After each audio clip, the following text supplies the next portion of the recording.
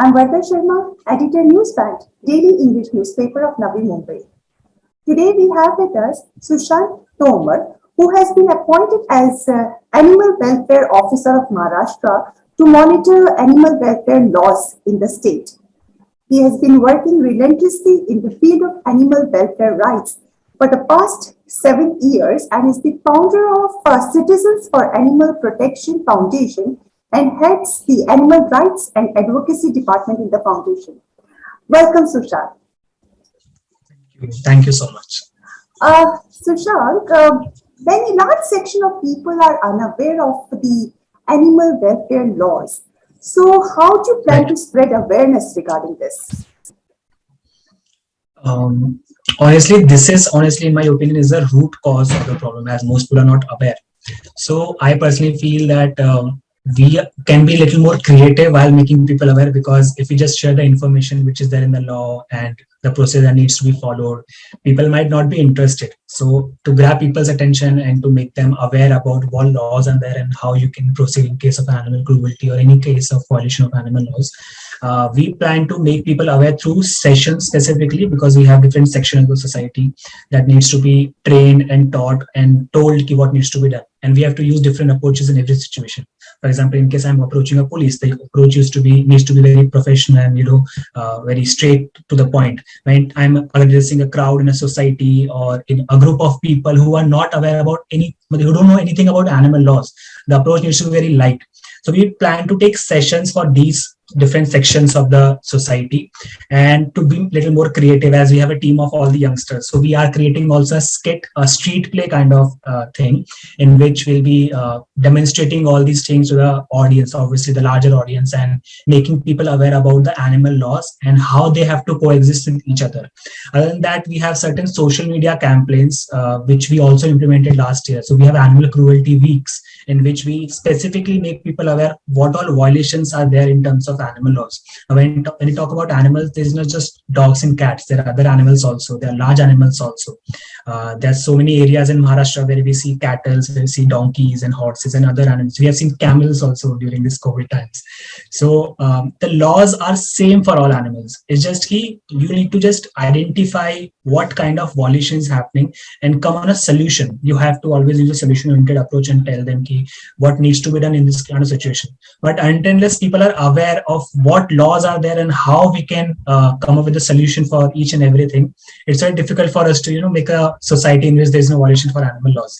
So we plan to do social media campaigns also. So we have both the things simultaneously happening when it comes to awareness, online also and offline also. A large majority of people, as they are very keen on social media and they're very active on social media. That is why we are planning certain campaigns on animal law specifically. Animal cruelty awareness week is just one part of it, but we are obviously thinking of more creative ways in which you can engage more people and give them a plan of action, so that we can make more people aware about the animal laws and help these animals as much as possible.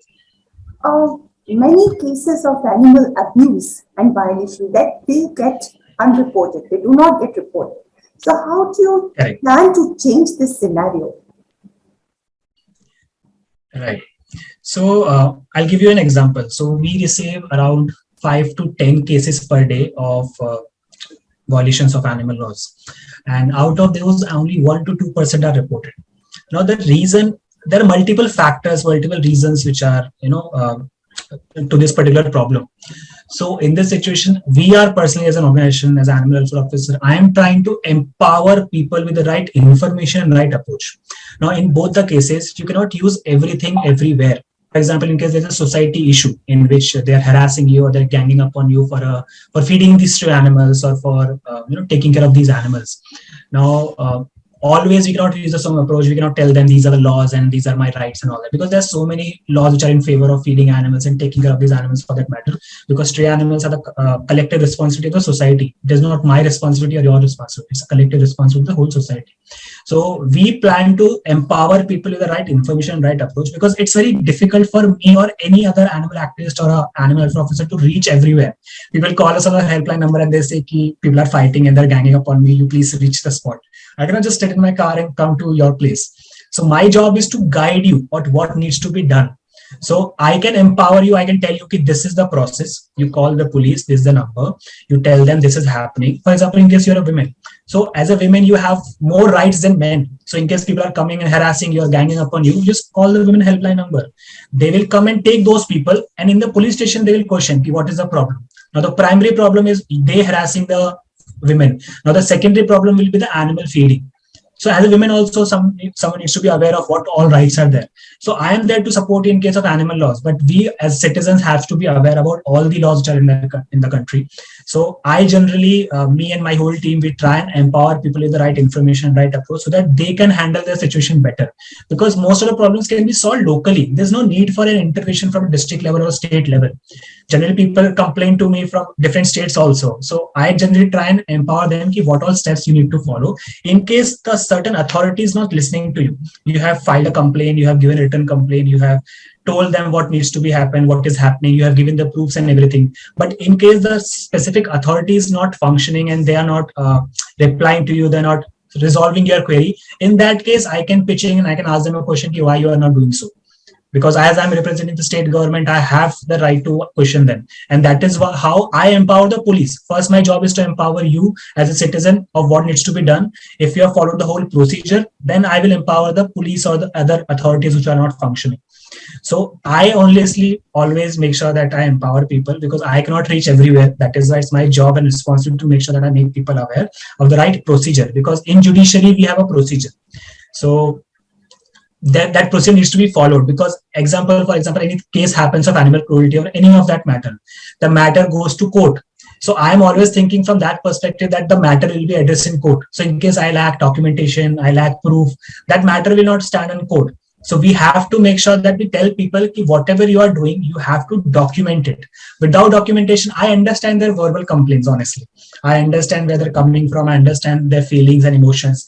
But until unless they document everything, they make sure that they follow the procedure. It's very difficult for me to help them. They have to document and give it in writing. They have to register a FIR or a complaint. They have to submit the proofs and everything. In case a specific authority is not working, then my job is to make sure that I push them to, take action about the certain specific incidents. But people need to understand that there's a process in judiciary, there is a process in our law which needs to be followed.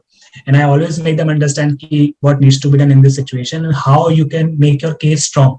Because every case is different. It's not I am following this 4 steps for this case. This is the same steps which I'm going to follow, because the people are different, the approach is different, the scenarios are different. For example, in some cases, I just talk to people and sort it out. In certain cases, I have to file a FIR because those people are very adamant on what they have done and they're not realizing what they have done. But in certain cases, they realize and they apologize to us. And then obviously we make sure that we, in front of the police and the right authorities, we make them give it in writing what they have done and they not repeat it again. So there are different cases, different situations we have to deal with situation. But I feel that individuals can handle the situation in their locality. There's no need for me or my team to intervene everywhere. We will guide you, we'll support you everywhere. But the initiative needs to be taken from individuals who are witnessing all these incidents which are happening. But people most of the time, people are unaware whom to approach. When they see any abuse, when they see any such things, they don't know whom to. So can you please guide us regarding this? Correct. So in our system, in our government, we have specific authorities. Okay, as an NGO, I'll talk about the NGO aspect later. But whenever you are witnessing any scenarios, the first primary authority is the police. You have to call the police. You have to tell them this is what is happening. In case someone is hitting an animal or they're killing an animal, anything of that sort. They are not feeding the animal properly, they are not keeping the animals properly. That is also a violation under section 11 of PC Act. In case you have a pet dog and you are taking care of the dog, you have to inform the police, and that needs to be in writing. In case you have the documented proof, that is well and good. So first is the police. Second level is the district SPC. Now we have 36 districts in Maharashtra. Okay, and every state, 34 of them have district SPCs. The right authority is the district SPC to whom you have to approach, because they are responsible for handling the animal cruelty matters from the government side, from the government. They are responsible for it. Then on the state level, we have the State Animal Welfare Board, and on the central level, we have Animal Welfare Board of India. Now, generally, most people, they don't know whom to approach, they don't know whom to call. So that is why they directly call the NGOs. Now, I personally feel that my job as an NGO is to guide them what needs to be done, not to intervene and take over the whole matter. Because and the role of NGOs is to fill the gaps in the system, to fill the loopholes in the system. Okay, so that is why it's very important for us to follow the procedure. Because in case you, for example, people approach me and say this is what happened, so I always tell them, you have given me a complaint. Now you approach the police and you write a letter to district SPCA of all these things which are happened. In case they're not functioning, then as an NGO, as an animal welfare officer, I will approach them and tell them, this is what a complaint has raised to me. So police, district SPCA, state board, and the central board. These are the four authorities which people have to approach. But in case you are not getting response from any of them, then you can approach the animal welfare officers or the NGOs which are working in your local area. In case you need support. So as an NGO, I have to obviously support people and guide them on what needs to be done, because they are unaware. Most of the people it's very new for certain people. Certain people have experience, but in case you are going from office and you witness something like that, you don't know what to do. You don't even have the time or bandwidth to attend that case. But you have to understand that NGO cannot reach everywhere. That is why we have to make sure that we follow the right channel, right path. So this process that I mentioned needs to be followed by everyone. You can definitely complain to NGOs by making your case strong and guiding the right authorities and people. But these are four authorities that needs to be addressed in case of a violation of animal welfare laws. But there are very few animal shelters, whether it is in Navi Mumbai or even in Thane areas. So what efforts are being made to change this? So it's a very long battle, honestly, if you ask me, because we are working since a very long time on this, and we have to go through multiple departments and multiple authorities to get this done. But there are so many hindrances in between that we are unable to achieve this till date. So we are still in talking terms with respective municipal corporation, respective state department to give us a land, not just us, anyone, honestly, because we require an animal shelter and an animal hospital in our district. Now, Navi Mumbai, Thane, this is all one district. Thane is a very big district. There are around 8 municipal corporation and 2 gram panchayat, if I'm not wrong. Now, it's a very huge district. You cannot expect one NGO or 2 NGOs or a couple of shelters to handle the whole workload of this field. So that is why we are in talking terms with certain NGOs and certain authorities for this. But as I mentioned, it's a very long battle, and we have to push the authorities so hard, and we have to pressurize them from so many aspects. There are so many different aspects from we have to pressurize. One is political, one is public, and there's other court card pressure. There's so many things which we have to do to make them the work that they're supposed to do. So as per the Animal Welfare Board of India guideline, there needs to be a shelter, and that needs to be Animal Welfare Board of India have the provisions to fund those shelters also. But there's no one to monitor all these things. So our state Animal Welfare Board, the Maharashtra State Animal Welfare Board, is not fully functional since a very long time. Now, I don't have a state authority who is overlooking all these things. Now, that is the root cause of all this. Even if you complain today about something, a lack of shelter, you need to understand that these authorities are responsible for all these things. But they are not doing, because we as citizens or we as activists or NGOs, we are not demanding the right things from them. Now, we as an organization, we have a shelter in Thane. Now, this is the first shelter of animal for these large animals specifically. We are the first animal shelter in Thane, but there's no one who is working for large animals. There's no place you can take a cow or a donkey or a bull. There's no place. So that is why we started a shelter. But an NGO starting a shelter, there are so many multiple factors, maximum the resources which needs to be gathered to run a shelter, to build a shelter. So our authorities needs to prioritize, but I personally feel that we are not asking the right things. So there's very low pressure on the authorities and the government. That is why they are not prioritizing this thing. It's not that it's not there in the agenda. It is there in the agenda, but they're not prioritizing it. That is why we are trying and pushing the right authorities to make a shelter in Navi Mumbai and nearby areas. As you said, Districts. there is a lack of, there is no, in fact, animal hospital in the area also. I mean, animal activists have been demanding animal hospital for long, and because they have to travel all the way to Parel to get their, whether it's pets or the strays treated.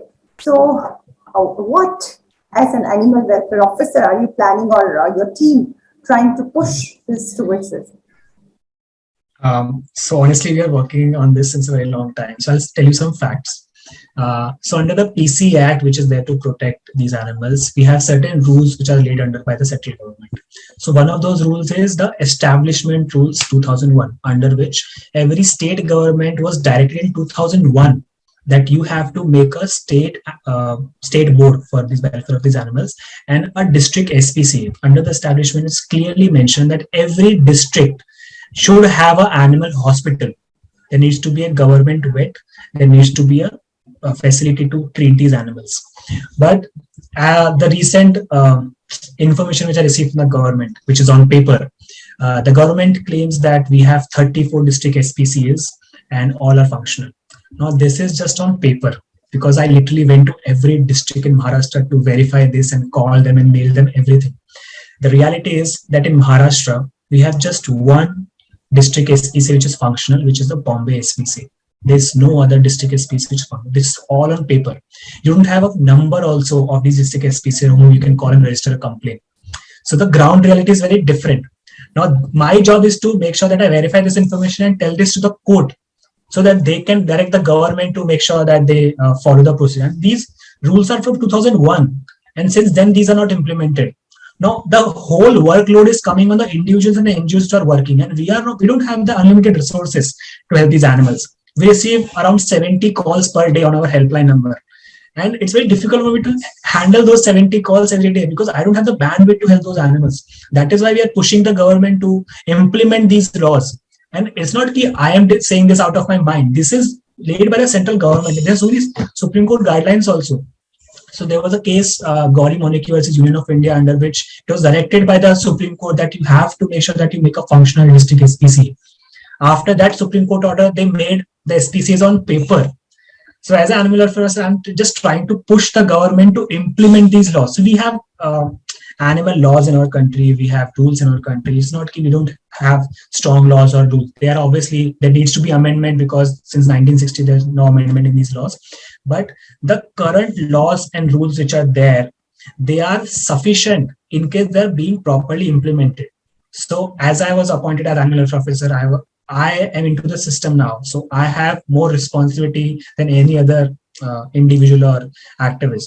So I am trying to push the right authorities to make sure that they implement the Establishment Rules 2001, so that they can have a functional district SPCA, under which they are going to have a hospital in every district. As I mentioned, there are 36 districts in Maharashtra, and we just have one district SPCA, and that is not fair to the animals which are there in our state. So that is how I'm pushing the government and making sure that they follow these things, because this already exists. They just have to implement it. As you mentioned earlier, many feeders, animal feeders, they have been facing abuse, physical and also emotional abuse from the citizens or the residents nearby. So what rights do animal feeders have, so that they can be protected from the sort of humiliation and also abuse? Correct. Honestly, it's a social responsibility, and they have all the rights in the world to take care of animals around us. But there is nothing illegal about it. There are so many laws which are there in their favor. There are Supreme Court guidelines, High Court guidelines. There are so many judgments which are passed in favor of the people who are taking care of these animals. Earlier, Animal Welfare Board of India used to issue the ID cards of local caretakers, but now they have stopped, because there are so many judgments which are in favor of these people who are taking animals. So we have to understand one thing, that taking care of these animals is my right. Anyone, taking care of anyone, whether you help a human which is there on the street or an animal, it's both the same. No one can stop you from doing that.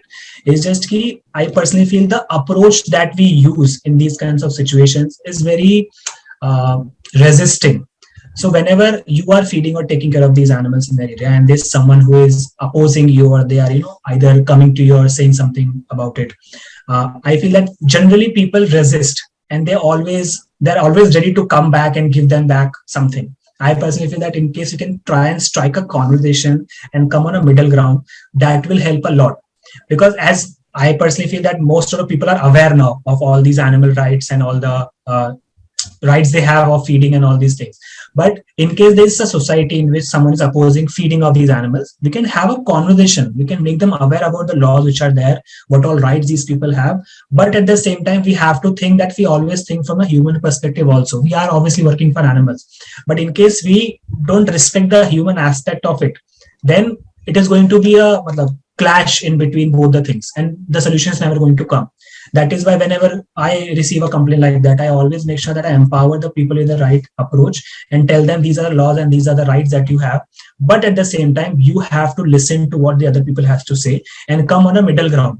And now both the parties have to, the people who are feeding also and the people who are opposing also, both the parties have to come on a middle ground and make sure that we cannot stop the feeding, we cannot relocate them. That is for sure, because that is against the law. You cannot relocate an animal, you can just sterilize and vaccinate them. So all these laws and all these rules, we need to empower them with these laws and rules. And then we have to come on a middle ground. In case people are not listening, for example, in case some people are there and who are resisting and who are not listening to you, then obviously we have to follow the procedure. You give it in writing to the local municipal corporation. They will transfer to district SPC and then they will take action. So there is a procedure and there is a way for everything. I personally feel that most of the people who are aware about these animal rights, the rights of feeding and taking care of these animals, they are resisting. It's my humble request to anyone who is watching that you don't resist, you come on a middle ground, you talk to them, you initiate the conversation. This is how we'll come up with a solution. Because we don't want people to hate these animals. We want them to, even if they are not loving them or feeding them, we don't want them to harm them. But you resisting might, trigger that particular point and they might harm them in some or the other. So initiating a conversation is a very good start, and there's no law which can stop you from feeding or taking care of these animals as such. Honestly. You have started an initiative which is called Hungry by Sabdi. Can you please tell us more about this?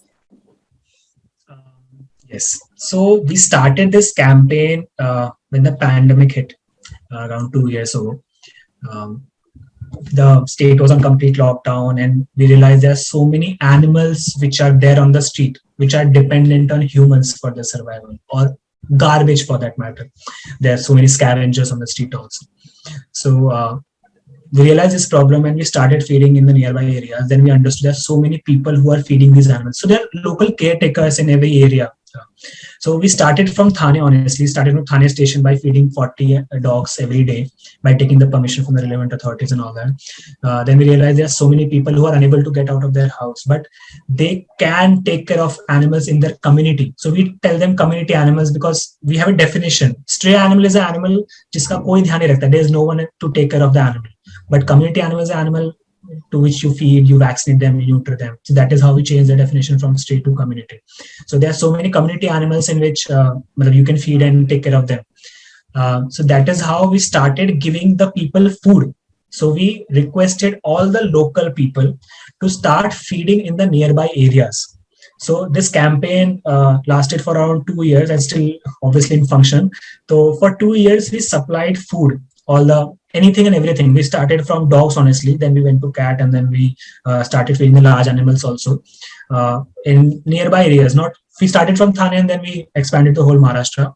So in the campaign, we were giving the food to individuals and NGOs who are feeding dogs and other animals in the nearby area. So as I mentioned, we started from dog, then we went to cows and donkeys.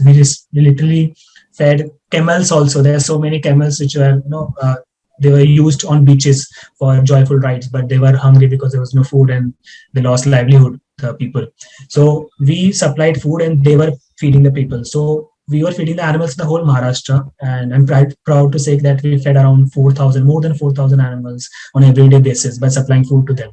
So till date also, it's not fully functional, this campaign, but we have identified certain people who are not economically so sound and financially so dependent. So that is why we are giving them food so that they can feed in their respective areas.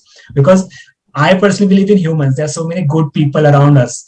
It's just if we can support them in some or the other way so they can take care of the animals in the locality. So we are supplying food to a number of people at this moment, for dogs also and for horses also at this point. And they are feeding them on their behalf. That is how we are collectively working on this Hungary and Sabhi campaign. What are your future plans? Future plans in terms of the organization or the animal rights? Both. Both. Okay. I personally believe in Gandhiji, and he said once that you have to think global and act local. That on that principle we are working. Honestly, we started from Thane, and we are obviously thinking of expanding. As I mentioned, Thane is a very big district. Thane city, Navi Mumbai, Bhiwandi, Kalyan, Badlapur, all these, as I mentioned, 6 municipal corporations. It's a very huge district and 2 gram panchayats. So I am planning to cover this area first. There are sufficient people, honestly, in Mumbai and suburbs, so that is why I'm not targeting on that. Bhiwandi area, Ambernath area, these are the areas where there's no one who is reaching in these spots. So we have different aspects on which we are working in the organization, starting from rescue and rehabilitation, which we receive distress calls and we go and attend those cases, the rescue cases in which the animal is injured or sick. Based on the diagnosis and the priority, we see if we can treat the animal on the street or if we have to get the animal to the shelter. And once the animal is perfectly fine, we release them in the same area. If they are specially abled, they can't see, they can't walk. In those cases, we rehabilitate by finding a permanent home for them. That is how we function in rescue and rehabilitation. Right now, we have one ambulance which is functional, and this is covering the Thane nearby area, Thane, Navi Mumbai, Kalwa, and Mulund, Bhandu. Now, we have limited resources. That is why we are able to cover this much area only. But we intend to obviously get more 4 to 5 ambulances, which will give in specific municipal corporation jurisdiction. For example, for Navi Mumbai, I'll have one. For Bhiwandi, I'll have one. That is how we'll expand our area by reaching out to as many animals as possible when it comes to the injured and sick animals or the rescue cases specifically. Other than that, relief work is something on which we are working. As we have seen over these years, there's flood every year, and there was pandemic also. So earlier we were working with the NDRF team and the animal management department to rehabilitate and rescue the animals in the flood affected areas. So since past 3 years we are sending the relief material in those areas, but this year we intend to send our team also along with the state disaster management. So we are registered with the state department for the disaster management thing. So whenever there's a pandemic or there's a natural calamity which is happening, we can go with the state department and help the nearby areas for animals specifically. So we are intending to send our team because I'm pretty sure this thing is going to happen because all the costs are interconnected. So I'm intending to send my team for relief work. Other than that, we have shelter. Now, this is the most important aspect of our organization, in which we don't intend to just make an animal shelter. We really want to make it an educational center because all the problems that relate to animal welfare are related to the mind, people's perception, their conditioning, how they are trained, how they are taught in all these things. So that is why we intend to make an education center in which we teach people of the animal behavior and how they can coexist with the animals. Now, at any point, we have around 50 animals at the shelter, and that includes all kinds of animals: dogs, cats, we have donkeys, we have cow, we have bull, we have pig, we have chickens, all these animals. And all these animals are staying together peacefully in a controlled environment. That is what we want to teach people, how these animals can coexist because their basic needs are being fulfilled. That is how we people also can coexist with these animals.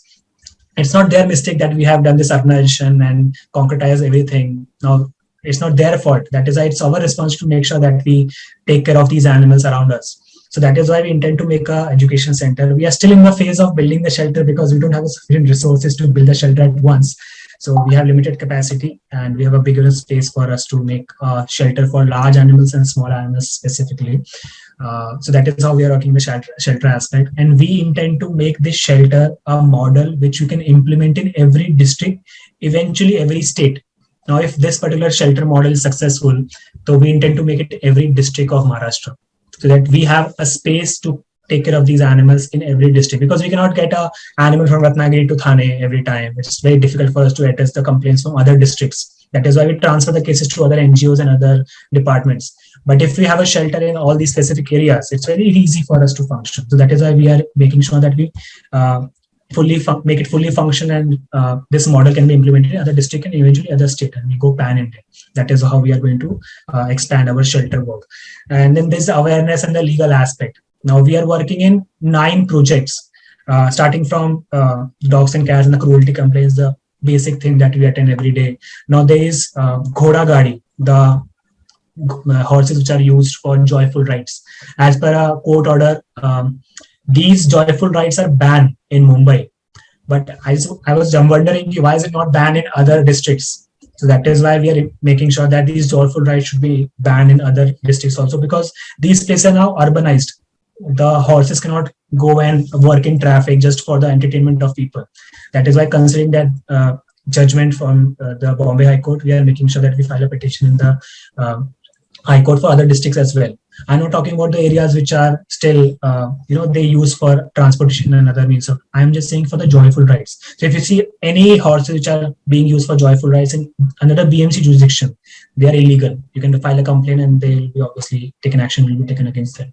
So other than that, we have slaughterhouse, we have meat shop. There's 9 projects on which we are working. District SPCA and State Animal Welfare Board is another project out of them. So we intend to make all the government authorities functional, fully functional, so that the workload is distributed on the authorities also and the NGOs also. Right now, as I mentioned, there are 36 districts and 34 SPCAs, but they are not functional. Now, if they are not functional, how am I supposed to work for every animal? I intend to help every animal that comes to me, but I don't have the resources. So that is why we have to make all these government authorities fully functional. Now, as I was appointed as animal welfare officer, I have obviously more right to ask them and push them to implement it. But that is what we intend to do in the legal department, the animal rights and advocacy department. Then the awareness is something which is we have to do constantly. We have to constantly hammer people with the right information, right approach. That is why we keep events at our shelter. We run certain campaigns online through which we make people aware about all the aspects of animals. For example, right now there's so much of heat and we are receiving so many calls of dehydration and heat stroke. Now that is a basic thing, that you have to keep water for these animals and birds under your building or in your balcony. Now this is a basic thing. So we are running a campaign just to encourage people. We are giving them free water bowls also, taki they can keep that in their building, they can clean it and fill the water in this. So it is situation based, the awareness campaigns, and obviously the target based. So these are our future plans. As I mentioned, we are obviously going from local to global. That is what we intend to do, statewide and eventually pan India. What message would you like to give to the viewers? See, there's so many youngsters in our team. 90% people are youngsters, honestly, and I'm honestly running a youth organization. If you say, I always say to them that you as an individual have the power to change the world, because if you consistently work for something, you will eventually see the change. You might not see the change in one day, but eventually you will reach a stage where you will inspire people. It's not required for you to do something extraordinary. Doing simple things of taking care of the animals around you, you just take responsibility of the animals around you. That is more than enough to inspire more people. I'll give you an instance. I used to stay in a society for 3 years where I used to fight for these animals, right? Because they were throwing them out and they were littering all over the place. So I know for a fact that I'm going to stay in the society for 3 years, not more than that. And I'm taking care of these animals in that area. So my job was to make sure that make an ecosystem, make a system in such a way that even if I leave, these animals won't suffer. That is why I started by vaccinating them and sterilizing them. Now the population will be controlled and they're vaccinated. Now the next job will be to make more people like me who can take care of these animals once I'm gone. And the target audience was obviously the youngsters and the kids, because they're more open to new ideas and more open to all these things. That is why when I was feeding them, I was just talking to them about it, and slowly and gradually they started feeding them and taking care of them. Now I just take care of their weekly vaccination. Now the local caretakers and local people feed them regularly and take care of them. That is how I created a system around me in which these animals are not being harmed and they are well taken care of. So you can inspire people by your actions. Okay. You don't have to wait for the results to show up. You don't have to, if you know that you're doing the right thing, you just consistently do it. Rest things will follow. Slowly and gradually take one step at a time. And because we also started very small by helping one animal, then we understood what all things are happening. And eventually, slowly and gradually, we came to this point where we can help so many animals by just one decision. So we started like everyone else, like with one animal. So always make sure small steps always matters. And if you maintain a consistency, you'll inspire people by your actions. And obviously, you'll change the world for good for these animals specifically. Thank you so much, Sushank, for giving us your time. And the viewers, stay safe, stay healthy. Thank you. Bye-bye. Thank you. Thank you. Bye.